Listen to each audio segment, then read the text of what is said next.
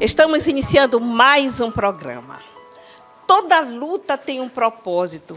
Nenhuma luta é em vão. Mas no campo onde você mais luta, mais você será honrado. Tempo de semear está no ar.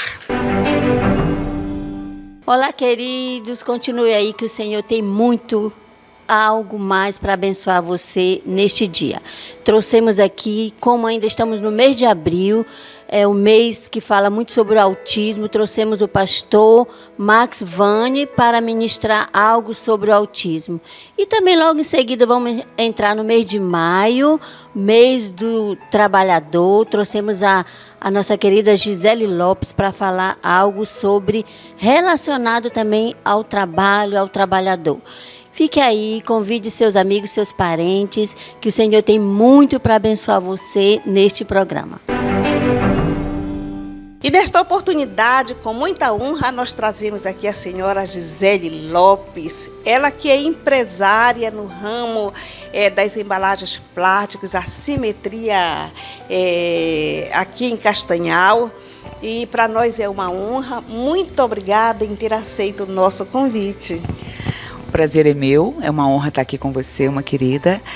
Sim, né, nós estamos no Pará já há 20 anos, né, no ramo de embalagens. Iniciamos esse processo com sopro, garrafas e hoje com embalagens flexíveis. O prazer é meu. Muito bem.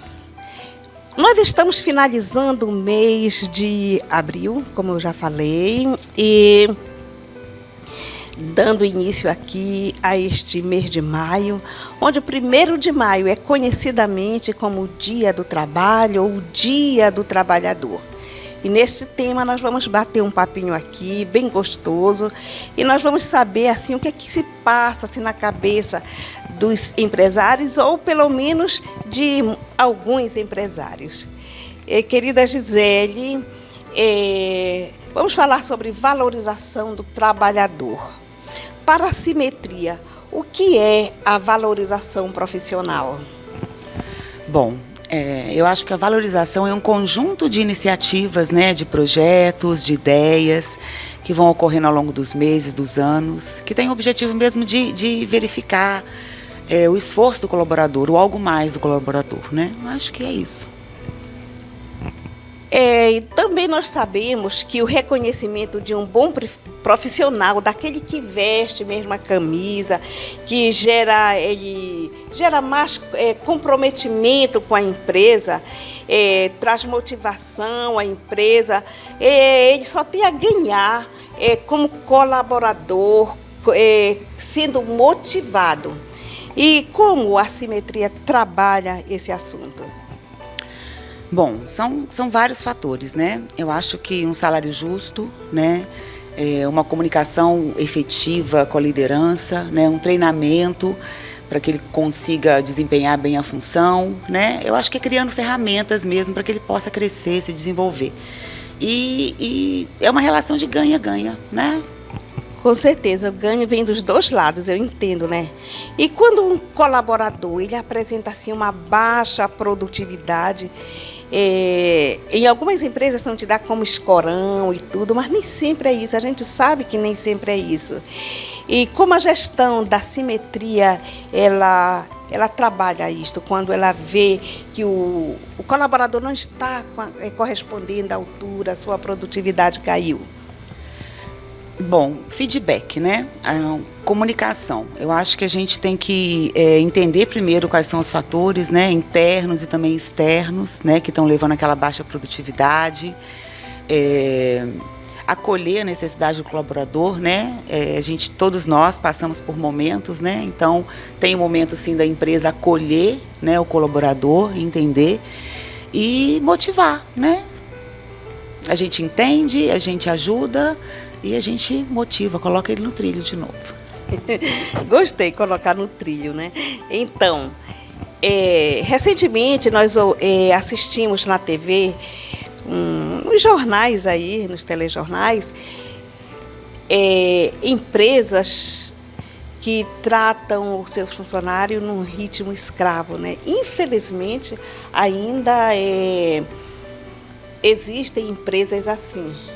Mas eu louvo a Deus, por conta que as empresas estão mudando essa prática, essa visão, não é? E certa vez eu ouvi um profissional dizer que a motivação no trabalho, ela não se reduz a salário apenas. Claro que salário é um item muito importante, não é?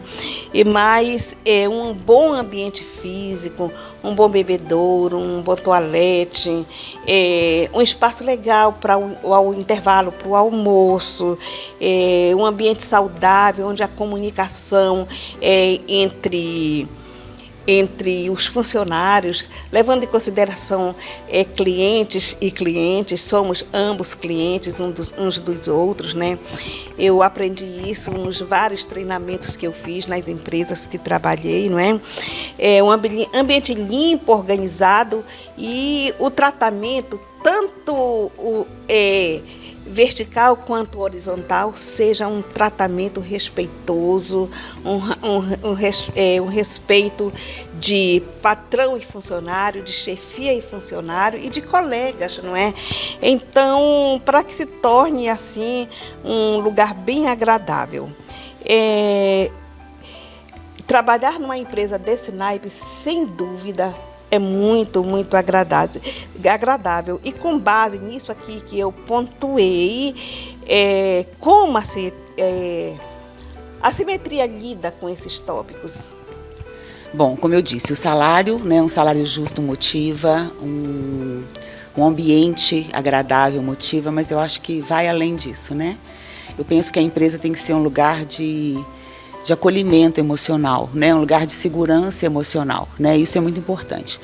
Um dos nossos valores é positividade, né? Tem uma parte do nosso código de conduta que diz o que nós adoramos, né? O que nós não toleramos, tá? E lá tá, dentre outros, tem a negatividade e tem o desrespeito, né?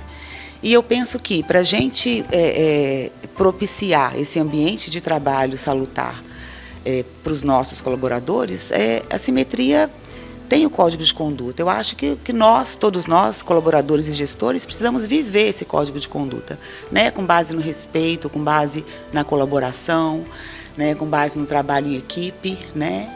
E eu penso que é isso. Muito bem. Fazer o seu melhor é esperado de todo mundo.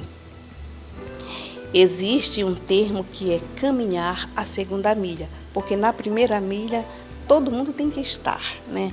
Agora, na segunda milha, é fazer o nosso melhor, aquilo que talvez as pessoas não esperam que nós façamos, não é a nossa obrigação, mas a gente chega lá e faz acontecer pela colaboração, pelo prazer de fazer a coisa. Então, nem sempre o colaborador ele vai à segunda milha. Ele quer ficar aqui, é minha obrigação. Eu trabalhei numa empresa, Gisele, que era muito grande, aquecimento nasal, e os fornos ficavam bem distantes da recepção, da portaria. Interessante que o horário de almoço era às 12 horas. E quando a gente ia ver o ponto da pessoa, estava ali registrado exatamente 12 horas. E o nosso superintendente falou assim, como pode um colaborador que está a tantos metros de distância bater o seu ponto em cima do meio-dia? E ele saiu de surpresa, antes da sirene soar. Quando a sirene soou, foi tanto homem saindo de trás dos fornos, dos moinhos, já bem assim, e ele olhou assim, ele disse que quis sorrir, mas aguentou firme e voltou. Aí ele disse, entendi porque ele fez uma reunião para que isso fosse corrigido. Como diz a Cristina, 12 horas é a hora de eu parar de trabalhar. Exatamente, não é? Eu fico aqui me colocando, porque eu já estive nos dois lados. Eu já estive como funcionário e já tive como a proprietária. Nós tínhamos aqui um posto autorizado de eletroeletrônica. Então, o que é que eu quero dizer isso? Porque essa boa comunicação, ela não se dá porque muitas vezes o trabalhador, como eu disse, eu estive dos dois lados, ele espera que venha só do patrão, só da chefia, da diretoria, mas precisa haver um retorno, meu retorno enquanto funcionário. É o dia do trabalhador, para ser homenageado, para ser agraciado, receber medalhas, mas também para reconhecermos que nós também temos responsabilidades perante a empresa, não é? E caso o trabalhador deixe a desejar, como no caso desses que corriam antes do horário ou outras faltas qualquer, como é a abordagem da simetria em relação a esse comportamento? Vou contextualizar um pouquinho, né, o que você falou. Me lembrou muito de um dos nossos valores, que é a melhoria contínua. Tem uma frase que eu gosto muito, que é do Mário Sérgio Cortella, que diz: faça o seu melhor com o que você tem, para que quando você tiver melhores condições, você possa fazer melhor ainda, né? Ótimo. E a gente usa muito essas frases com eles. E eles também passaram a utilizar com a gente, né? Porque é uma via de mão dupla, né? E quando a gente pratica, quando a gente pensa em melhoria contínua, tanto os colaboradores quanto os gestores têm que estar em constante movimento, né, para ser melhor, para dar o melhor de si, né? A gente procura criar esse ambiente, o clima favorável para que o colaborador deseje dar o melhor de si, né, para que essa mágica aconteça, né? E quando isso não acontece, a gente volta lá, feedback, entender o que está acontecendo, analisar os pontos, analisar as falhas, para colocar ele de novo, como eu disse, no nosso trilho ali de crescimento, né? Eu acho que é por aí. Tá, muito bem mesmo. Eu ouvi certa vez um empresário dizer que os seus colaboradores eram a sua matéria-prima. Entenda-se como matéria-prima aqui, não é algo diminutivo, mas é um alto apreço. Como matéria-prima, e você concorda com essa visão? E diria mais, né? É o nosso maior ativo, né? Onde a gente tem que dedicar mais tempo e mais energia, né? Nós temos, inclusive, vários projetos de desenvolvimento, porque, até fazendo uma analogia com o nosso próprio sistema, né? Nós pegamos a matéria-prima e transformamos ela em produto acabado, né? A indústria plástica é uma indústria de transformação, pegar a matéria-prima, agregar valor, né, para obter um produto acabado que vai chegar ao cliente, né? E eu penso que com o colaborador é isso, a gente pega uma matéria-prima que tem um valor agregado muito grande, que é essencial, e a gente vai modelando, transformando ela para que a gente possa extrair ali o melhor dela. Como eu disse, a gente tem vários processos, vários projetos internos que a gente utiliza. Posso falar de um deles? Sim, com certeza. É o meu xodó, que eu gosto mais, é o Talk. É um projeto onde a gente seleciona um livro, né, um para cada membro da equipe. Essa seleção é feita baseada no interesse da empresa, de desenvolvimento daquele colaborador, também alinhado com a expectativa dele, né? E a gente determina um prazo de leitura, em torno de 60 dias, 90 dias, dependendo da quantidade de livros. E a gente se reúne depois, quinzenalmente, às vezes semanalmente, para que esse livro seja apresentado pelo colaborador. Aí que a gente vê a matéria-prima sendo modelada, né, para um produto acabado. Nas primeiras apresentações, eram apresentações tímidas, sentada, lendo um papelzinho, fazia um breve resumo do livro e lia, olhando para baixo, né? E depois a gente vai vendo ela se desenvolvendo, crescendo, ficando em pé, criando interação, comentando o livro, provocando a gente para poder contribuir, fazendo apresentação em data show. Então, é muito gratificante, né? Esse desenvolvimento, essa interação toda. Gosto muito, né? Eu acho que é isso, né? A gente tem que estar ali nesse processo, né? De desenvolver tanto a si próprio como a eles também. É maravilhoso. Dá até vontade da gente ir para uma empresa dessa. Então, simetria talvez não seja muito conhecido pelo público, pelo consumidor final, já que é um produto que sai, que é vendido para empresas, não é? mas é uma empresa em crescimento, uma empresa que tem um futuro excelente. Hoje já consta como uma das maiores empresas no ramo da embalagem plástica em Castanhal, no Pará e, vamos dizer, no Brasil, tá? Que assim seja. Seja uma palavra Que profética, assim né? Então, nós vamos encerrar o nosso bate-papo. Você tendo alguma outra coisa a colocar dentro deste tema, ou uma palavra digamos, de parabéns até para os trabalhadores, em nome das indústrias, das empresas, você fique à vontade. Sim, eu vou contextualizar o que você falou em algum momento aí, né, de tempos atrás, um trabalho escravo, né, a gente ainda vê situações dessa forma. E eu penso que essa relação chefe e empregado, né, engessada dessa forma, ela já não existe mais, né? O que as organizações buscam hoje são colaboradores engajados, que têm aquele brilho no olho, né, que querem fazer parte de algo mais, né? Em contrapartida, o colaborador também mudou, né? Ele quer uma empresa onde ele se sinta parte, onde ele seja valorizado, né?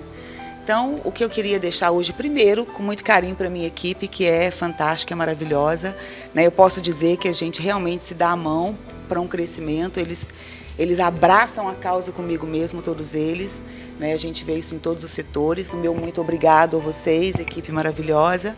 E dizer que eu acho que a gente tem que fazer essa reflexão, né? O que a gente pode fazer para melhorar o nosso ambiente de trabalho, né? O que a gente pode fazer para que seja uma relação saudável, uma relação bonita para todos os lados. Porque, como eu disse lá em cima, é uma relação de ganha-ganha, né? Todos nós ganhamos. E eu acho que é isso. Muito bem. Eu só quero contar que aos trabalhadores castanhalenses, aonde este programa for através do YouTube, por falar nisso, se inscreva no nosso canal, tá bom? Então, voltando aqui. Nós tínhamos um posto autorizado ali na Senador Lemos. E na Barão do Rio Branco tinha uma empresa que hoje ela já não está mais em Castanhal e ela trabalhava muito no ramo dos eletrônicos. E tinha um funcionário lá que ele saía da empresa, da loja, e ia até o posto autorizado para levar aparelhos ou buscar ou ter notícias, alguma coisa assim. Ele levava assim um maço de como é que chama aqueles... Ordem de serviço? Não era as ordens de serviço, aqueles impressos divulgando sim, os panfletos que tinha me fugido aqui. Então ele levava uma série e ia entregando, distribuindo para os transeúntes, as pessoas na rua. E ele disse uma vez, eu tenho que zelar bem pela empresa onde eu trabalho. Eu aplaudi aquilo, porque você tem que zelar pelo seu trabalho. Tem alguns funcionários que eles torcem contra o patrão, mas se o patrão se der mal, o seu gestor se der mal, a sua empresa se der mal, você vai ficar sem emprego. Então eu quero dar esta palavra aqui, este exemplo deste colaborador, não é? E que eu tinha uma equipe bem pequenina de 7 funcionários na época em que meu esposo adoeceu e veio a falecer. Mas quando ele faleceu, esses meninos agarraram a empresa assim, eles praticamente me carregaram no colo e me dando força para continuar. E eu me senti assim amparada pela equipe, sabe? Então, aos funcionários, aos colaboradores da empresa, parabéns por você ser esse trabalho de garra, de força, que luta não só pela subsistência da família sua, mas da própria empresa. E contando aqui um exemplo, o meu esposo, antigamente tinha uma campanha chamada Operário Brasil, não sei se você conheceu. Operário Brasil, ela era uma organização, uma iniciativa do jornal O Globo com o SESI. Em parceria, eles faziam em todos os estados brasileiros, começava na empresa, a eleição do melhor funcionário, na cidade, no estado e, por fim, a campanha nacional. E meu esposo, alguns anos atrás, ele foi eleito o Operário Brasil Maranhão. Então, nós fomos para a campanha nacional, que foi no Rio de Janeiro. E do Rio de Janeiro teve a aclamação do Operário Brasil, que foi um de Brasília, que foi eleito, e depois todos eles, todos nós, porque as esposas fomos recebidos no Palácio do Planalto pelo então presidente da República, Itamar Franco. E ele disse uma frase que eu quero dizer a vocês, trabalhadores: são de homens e mulheres assim, com esta fisionomia de responsabilidade e comprometimento que o Brasil precisa. O Brasil precisa de você. Muito obrigada por ter aceito o nosso convite e que o Senhor Deus faça prosperar cada dia a simetria. Muito obrigada. Que assim seja. Cumprimentamos a todos com a paz do Senhor Jesus. É com uma grande satisfação, prazer imensurável poder retornar ao programa Tempo de Semear e desde já agradecer a Deus por essa oportunidade, a irmã Laude e toda a equipe Tempo de Semear. Deus continue vos abençoando. Nessa oportunidade gostaria de realizar a leitura da palavra do Senhor, que está em 1 Coríntios, capítulo 14, versículo 8, que diz assim: porque se a trombeta der sonido incerto, quem se preparará para a batalha? Quem se preparará para a peleja? Paulo, ele está neste texto fazendo um tratado a respeito do falar em línguas juntamente com o dom da profecia. E ele traz um conhecimento a respeito do antigo Israel, concernente à forma de trazer um aviso para toda a comunidade, uma vez que a comunidade havia crescido bastante e não tinha meio de comunicação, e a forma de trazer a mensagem era através do sonido de trombeta. Então, quando se desenhava alguma guerra, alguma batalha, se tocava a trombeta. Se fosse tempo de fugir de guerra, também se tocava de uma outra forma a trombeta. De sorte que se essa trombeta ela desse um sonido incerto, quem poderia se preparar para a batalha? Quem iria se preparar para a peleja? Machado de Assis, ele fala assim: o esperado nos mantém fortes, firmes e em pé. O inesperado nos torna frágeis e propõe recomeços. Nós estamos no final do mês de abril, e o mês de abril ele foi estabelecido pela ONU como o mês da conscientização autista. Na verdade, foi no dia 2 de abril de 2007. E, por incrível que pareça, um dia depois, no dia 3 de abril de 2007, nasce na cidade de Castanhal Arthur Gabriel de Alencar Oliveira. Esse moço é o meu filho. Ele, aos 9 anos de idade, foi diagnosticado com transtorno de déficit de atenção, com hiperatividade e transtorno do espectro autista. Mas se a trombeta der o sonido incerto, quem se preparar para a peleja? Na vida nós estabelecemos projetos, nós estabelecemos meios, formas, mecanismos para se alcançar objetivos. Mas nem sempre as coisas fluem do jeito que nós planejamos e projetamos. Isso poderia ser o quê? A trombeta dando um sonido incerto. Quando nós aguardávamos uma criança para vir ao mundo, e nós nos projetamos, nos planejamos, mas a partir dos 2 anos ele começou a apresentar algumas características do transtorno do autismo, e isso foi tirando-nos daquilo que a gente havia planejado, e a gente precisou remanejar o nosso planejamento, rever aquilo que nós havíamos percebido. E o Arthur na nossa vida tem sido uma lição de vida todos os dias. Uma certa feita nós estávamos no terreno do meu sogro e lá estava caindo uma chuva torrencial. E naquela chuva ele começou a entrar numa crise, dizendo: meu Deus, eu quero que a chuva ela caia para baixo. Parece que isso parece ser a lógica. E a gente não estava entendendo o que ele estava falando. Então, nos aproximamos dele e procuramos entender o que ele estava falando.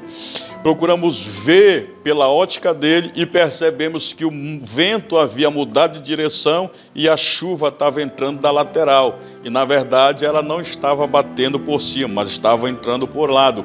Então, nós aprendemos que na vida, nós aprendemos muito a definir as pessoas, a rotular as pessoas, a medir as pessoas, a avaliar as pessoas, a julgar as pessoas. E pela ótica cristã, é necessário que a gente procure ser mais misericordiosos com as pessoas e juízes de nós mesmos. Nós somos diferentes. Muitas vezes nós somos juízes das pessoas e misericordiosos conosco. Nos meus erros, das minhas falhas, que são pior do que a falha do meu próximo, eu ajo de misericórdia comigo, mas do meu próximo eu ajo como juiz. Então, a visão da ótica cristã é que cada pessoa, nós possuímos uma lente, e essa lente, essa forma de ver, essa forma de enxergar, essa visão, ela é diferente. Então, nós precisamos enxergar através da lente do nosso próximo a forma de ver a vida e procurar ver de uma ótica cristã como ajudar o nosso próximo. Eu aprendi com esse jovem, este anjo azul, que existem momentos da vida, como a Bíblia nos afirma, que Deus enviou anjos ao respeito de alguém, de pessoas, para mudar a circunstância, para mudar situações.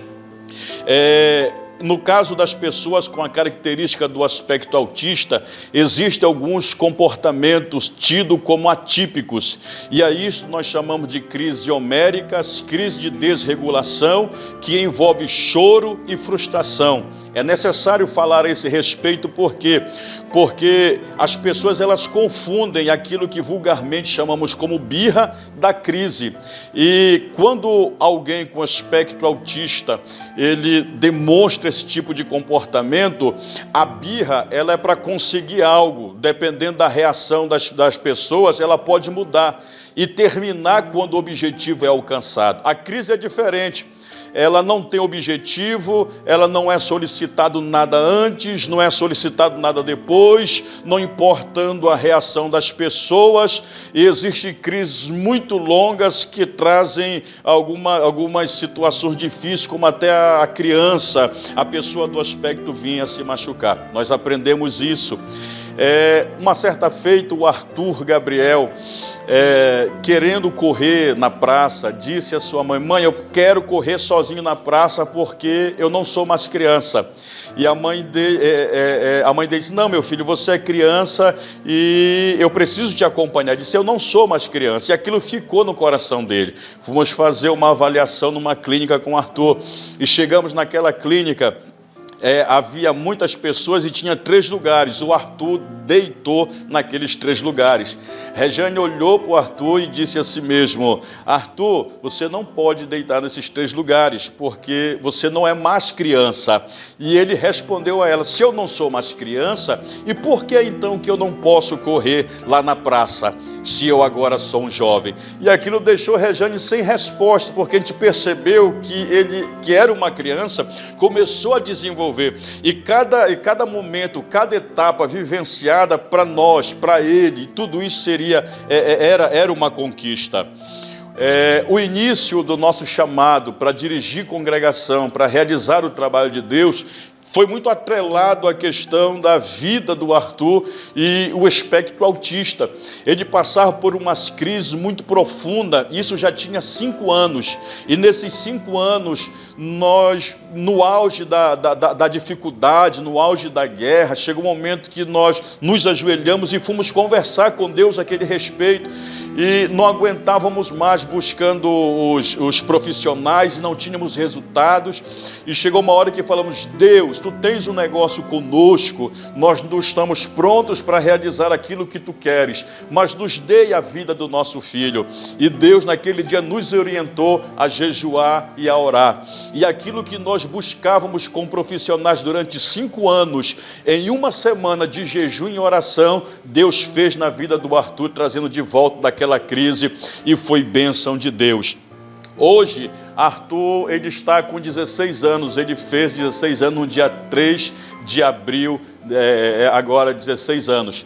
ele tem enfrentado crises muito fortes. Nós temos buscado, nós temos orado, temos clamado pela vida do Arthur. E tem muitos irmãos que têm feito uma corrente de oração aqui em Castanhal, no Ceará, em São Paulo. E, por certo, Deus ele vai trazer um tempo bom para a vida do Arthur. Nós cremos.